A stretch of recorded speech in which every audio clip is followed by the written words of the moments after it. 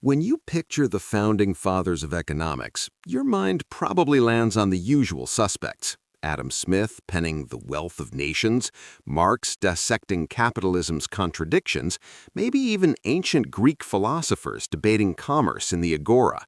But here's what almost nobody tells you. Centuries before any of them put ink to paper, a Persian intellectual was already mapping out the exact pressure points where modern economies crack and crumble. His name was Al-Ghazali, and the warning he issued nearly a millennium ago reads like it was written yesterday morning. He argued that when financial systems divorce themselves from ethical foundations, civilizations don't just stumble, they implode. And looking at our current moment, the inequality, the speculation, the institutional decay, maybe this medieval thinker saw through to something fundamental that we've spent centuries trying to ignore. This is where money meets meaning, where ancient wisdom collides with contemporary crisis, and where history stops being something that happened and becomes something that's happening.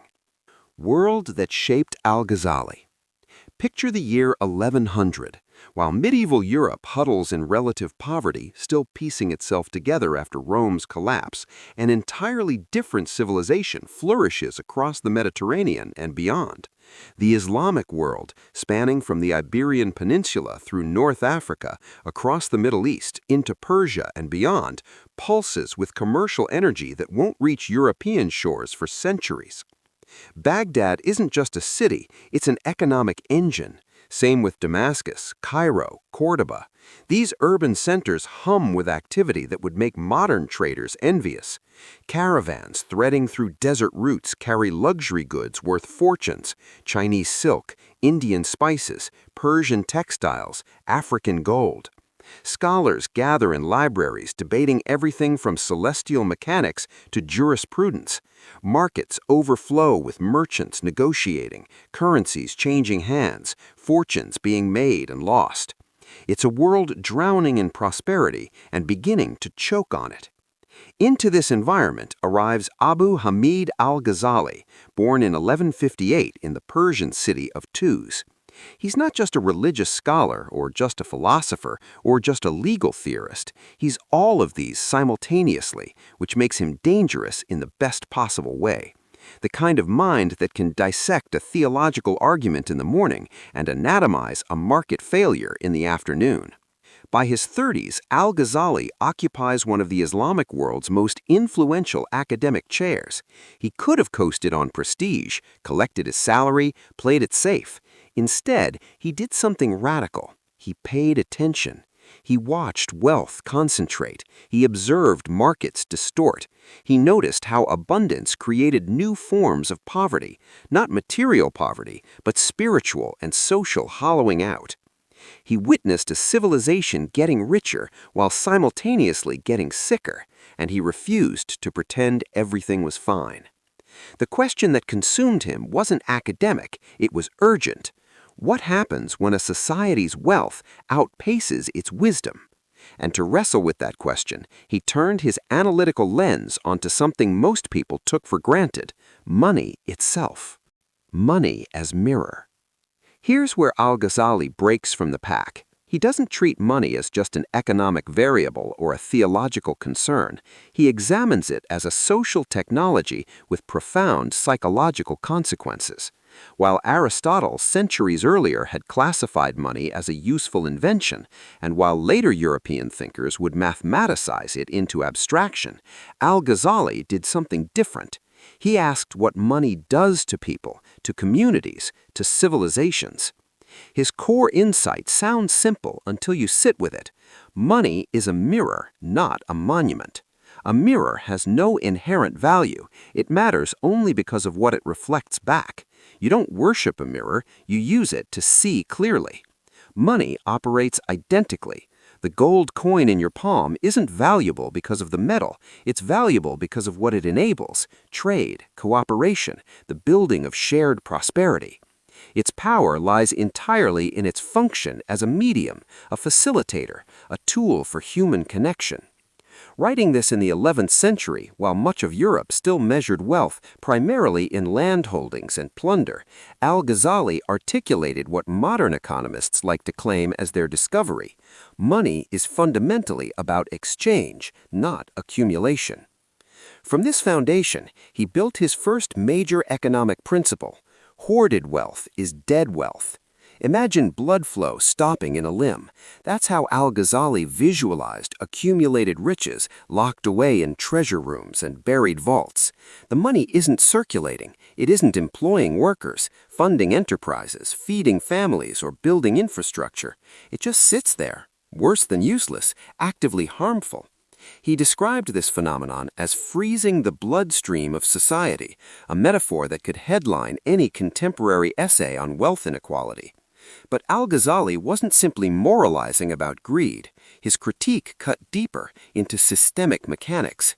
When elites extract wealth from circulation, they manufacture artificial scarcity. Resources exist, productive capacity exists, but the medium of exchange gets bottlenecked.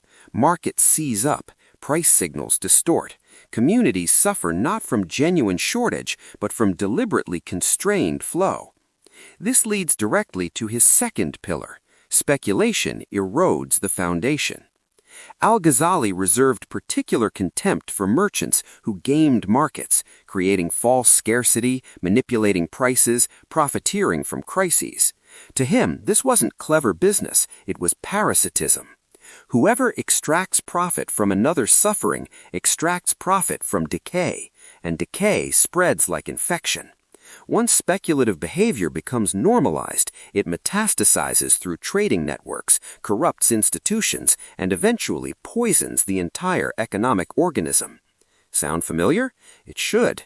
Al-Ghazali's diagnosis maps perfectly onto modern financial pathologies: predatory lending schemes, asset bubbles pumped and dumped, crisis opportunism.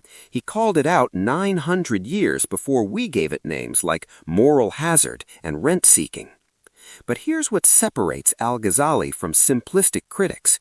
He wasn't anti-market, not remotely. He believed commerce was natural, necessary, even noble. He celebrated wealth creation through genuine contribution. What he opposed ferociously was dishonest dealing, fraud, deception, merchants using false weights, concealing product defects, exploiting information gaps. He understood something modern economics would eventually formalize. Markets function only when participants can trust each other. Trust is the invisible infrastructure. Once it collapses, the market collapses with it, no matter how much money exists in the system. In contemporary terminology, Al-Ghazali was mapping transaction costs, information asymmetry, and moral hazard. He just did it without the academic jargon, using clear language that anyone could understand. He also pioneered thinking about labor and legitimacy. Work, to Al-Ghazali, wasn't just economically necessary, it was morally formative. Money earned through effort built character. Money accumulated through exploitation corroded it. This wasn't religious preaching dressed up in economics. It was practical observation. Societies strengthen when people contribute value. They weaken when people merely extract it. And then there's his critique of state power, particularly his condemnation of currency manipulation. Medieval rulers regularly debased coinage, diluting gold or silver content to stretch treasury funds. They'd melt down pure coins, mix in cheaper metals, restrike them, and profit from the difference. It was taxation by slift, inflation by design. Al-Ghazali called this exactly what it was: theft, state-sponsored counterfeiting. It destroyed market trust, punished the poor who received degraded coins, and destabilized the entire monetary system from above. He believed governments had legitimate roles, maintaining honest weights and measures, protecting commercial fairness, but those roles were limited. Leaders should safeguard prosperity, not manipulate it for short-term political gain. He warned that corrupt leadership destroys economies faster than any external threat. The contemporary parallels practically write themselves. From theory to crisis. Al-Ghazali's warnings didn't emerge from ivory tower abstraction. He was watching real states make real choices with real consequences. During his lifetime, political fragmentation accelerated across the Islamic world.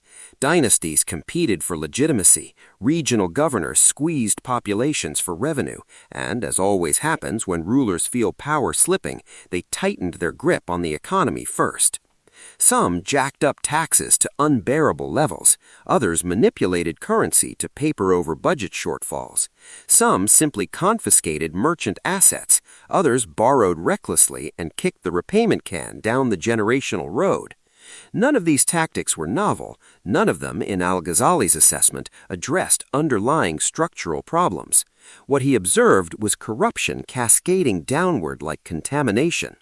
When rulers cheated their populations, merchants felt justified cheating their customers. When institutions abandoned integrity, individuals saw no reason to maintain ethical standards. The entire economic order, from the palace treasury to neighborhood bazaar, became a chain reaction of broken trust. His conclusion was brutal in its clarity. A society can survive poverty. It cannot survive corruption. Economic collapse, in his framework, rarely stems from insufficient resources or depleted treasuries. It stems from trust disintegration, the invisible adhesive binding every transaction, every contract, every currency, every institution. When that adhesive dissolves, even wealthy nations become brittle, fragile, vulnerable. This perspective explains his obsession with currency integrity. To Al-Ghazali, monetary stability depended entirely on honesty. Debasement wasn't merely bad policy, it was betrayal. A ruler tampering with coinage wasn't being shrewd, he was committing slow-motion robbery against his own people. What appeared as minor technical adjustments to metal purity was, to Al-Ghazali, the first crack in financial foundations. He predicted the endgame. If states manipulated currency persistently enough, populations would abandon local money and flee to more stable foreign alternatives. 1,000 years later, this exact pattern played out in Weimar Germany, Zimbabwe, Venezuela, Argentina, and every modern case where citizens dump their national currency because they've stopped trusting the promises backing it. Meanwhile, contemporary inflation anxieties and monetary policy debates reflect precisely what this medieval scholar grasped. Money is fundamentally a belief system, and when belief evaporates, the system stops functioning. But Al-Ghazali's financial vision extended beyond currency mechanics and tax policy. He understood something profound about human psychology. People hoard from fear, speculate from greed, cheat when they think they'll escape consequences. Money is easy to manipulate, which makes it constantly manipulated. People rationalize unethical profits because everyone else is doing it. And when exploitation becomes normalized in a society, collapse is already underway, you just can't see it yet. This insight drove his most powerful observation. You cannot repair an economy without repairing the incentive structures shaping human behavior. Laws matter, markets matter, but underneath everything are people making choices driven by fear, ambition, desire, and rationalization. Unless a society's systems channel those drives towards productive, honest behavior, the economy drifts towards corruption, instability, and eventual self-destruction. This is why Al-Ghazali emphasized wealth's moral dimension so heavily. Wealth without social responsibility wasn't just spiritually hollow, it threatened collective survival. He didn't view wealth as inherently problematic, he viewed it as incomplete without purpose. Societies grow strong when individuals contribute more than they extract, when accumulation drives get balanced by obligations to uplift others. But when wealth detaches from social responsibility, when profit pursuit ignores community welfare, systems become brittle. Selfish societies eventually collapse under their own contradictions, and when they fall, everyone pays, including the wealthy who thought themselves immune. Civilizations rise when people grasp balance. They fall when that balance shatters. Which brings us directly into our contemporary moment, where Al-Ghazali's medieval analysis reads less like ancient philosophy and more like a diagnosis of present conditions. We inhabit a global economy where money moves faster than meaning can keep pace. Wealth inequality approaches levels unseen in centuries. Markets frequently reward speculation over genuine contribution. Institutional trust declines year after year. Inflation quietly erodes purchasing power. Financial bubbles inflate, burst, and inflate again with clockwork predictability. Everywhere you look, you see echoes of the exact pathologies Al-Ghazali mapped, now operating at planetary scale. His critique of hoarding mirrors contemporary debates about billionaire wealth concentration, tax havens, offshore accounts. His warnings about speculation resonate with housing crises, cryptocurrency volatility, shadow banking, predatory markets. His condemnation of currency manipulation strikes directly at current monetary policy controversies. His insistence that trust forms prosperity's foundation explains why nations with stable institutions, honest courts, transparent regulations, predictable governance maintain stronger currencies and more resilient economies. What's striking isn't that the world has changed, it's how little the fundamentals have shifted. Technology differs, markets move faster, scale is global rather than regional, but underlying human behaviors remain constant. Al-Ghazali would likely examine our current system: runaway debt, speculative frenzies, widening inequality, political paralysis, institutional distrust, and repeat exactly what he wrote a millennium ago. Where justice disappears, prosperity cannot endure. It's an uncomfortable truth. Economies don't collapse because mathematical models fail. They collapse because people inside the system stop trusting each other. They collapse because incentive structures reward destructive behaviors. They collapse because institutions fail to maintain the fairness making markets possible. Human emotion, fear, greed, shortcuts, rationalizations, these drive civilizations towards crisis, not abstract economic formulas. Al-Ghazali wasn't preaching theology, he was describing reality. He understood something modern economics often struggles to acknowledge. Money isn't a mechanical object operating according to neutral laws. It's a moral ecosystem. And when moral frameworks disintegrate, financial systems follow immediately behind. That's why his ideas matter now.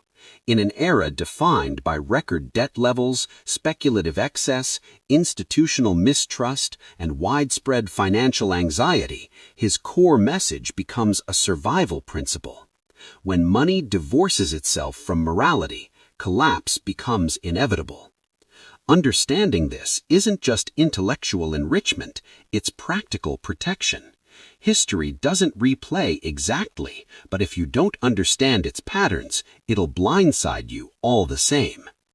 If this shifted your perspective, subscribe. History holds the answers. I'll help you find them.